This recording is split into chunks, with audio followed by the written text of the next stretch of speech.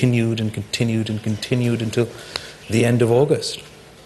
And when the rains finally stopped, a 100-kilometer lake formed in the middle of my country, leaving one-third of the landmass of my country underwater, more than the entire landmass of Great Britain underwater. 1 in 7 people, 1 in 7 of my population, 33 million people affected, of which 16 million, as I mentioned, are children.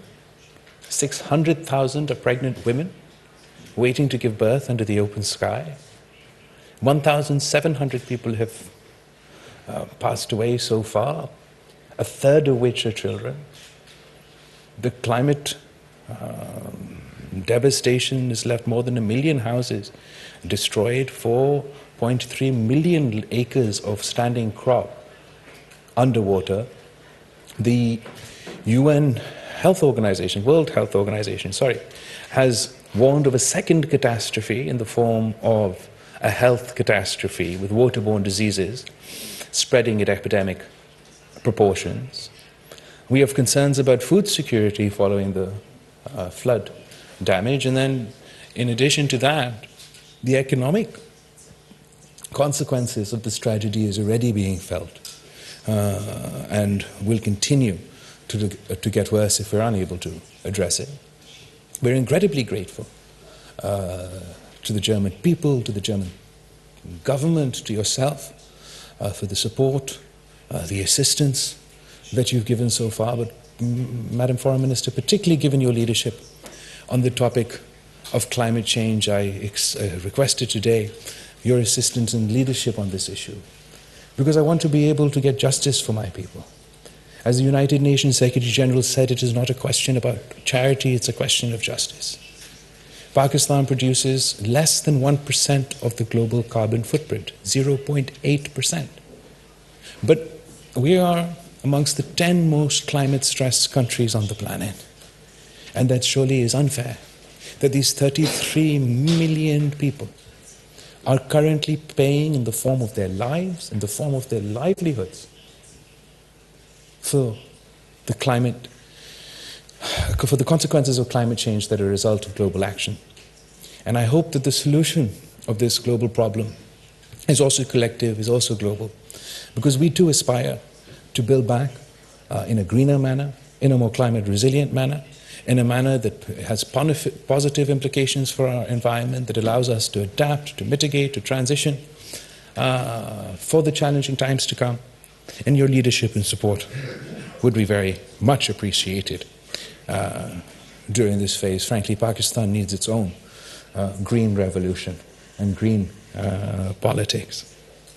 My visit to Germany builds on successful exchanges that we've been having over the recent months, not only at our level, whether it is your visit to Pakistan or our phone conversations, but we've also had the various ministers, climate change, commerce, Minister of State, having visited Germany earlier, and I am building on much of that work.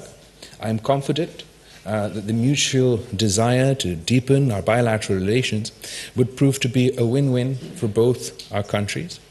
We had good discussions on ways to enhance our collaboration in trade and investment, in higher education, technology, and people-to-people exchanges. We have a significant number of Pakistani community in Germany, and in addition to the positively contributing to German society, is also a strong bridge between our two countries. Similarly, Germany is a popular destination for our students to pursue higher educational studies, and we must work together to facilitate and create more opportunities for such engagement. Germany is one of our largest trading partners in Europe, and our trade has registered an increase in recent years. The GSP Plus status has also positively contributed, as it has proved to be mutually beneficial undertaking, and we count on your continued support for the renewal of the GPS Plus status for Pakistan. We also discussed the establishment of a formal Pakistan-Germany Chamber of Commerce in Pakistan, which would be vital stepping stone to materialize the envisioned economic engagement. Our discussion on regional issues were also useful. We remain concerned over the ongoing war in Ukraine and continue to emphasize the necessity of dialogue and diplomacy to settle this conflict. As a gesture of solidarity, despite our own economic difficulties, despite the fact that Pakistan is largely an aid-receiving country, and there are two countries that we make an exception for. We provide humanitarian assistance to the people of Afghanistan in their time of difficulty, and we provided humanitarian assistance to the people of Ukraine in the time of difficulty. On the issue of Afghanistan, I would like to highlight the grave humanitarian situation being faced by 40 million Afghani people. The international community needs to work together to help the people of Afghanistan avoid a complete and utter economic collapse and the subsequent repercussions of such devastation, which would include an exodus of refugees and an impact on law and order and stability in my region, but also, heaven forbid, internationally.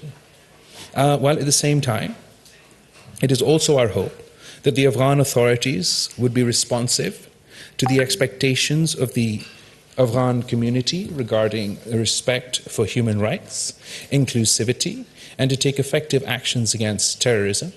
Afghanistan, like Ukraine, needs the international community's support. And as a responsible country on the international stage, Pakistan facilitated the evacuation of 90,000 people from 42 different countries from Afghanistan in 3 phases of humanitarian safe passage after the 15th of August 2021.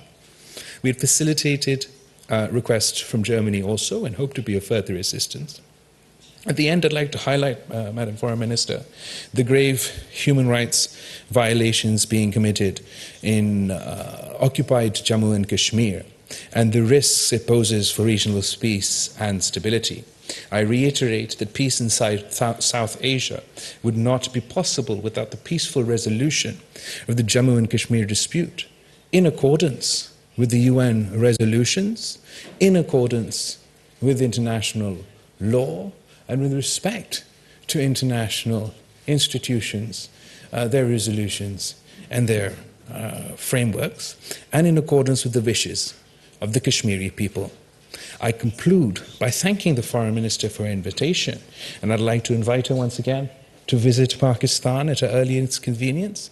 I am confident that our interactions in Berlin would help to further deepen and strengthen existing ties between our two countries.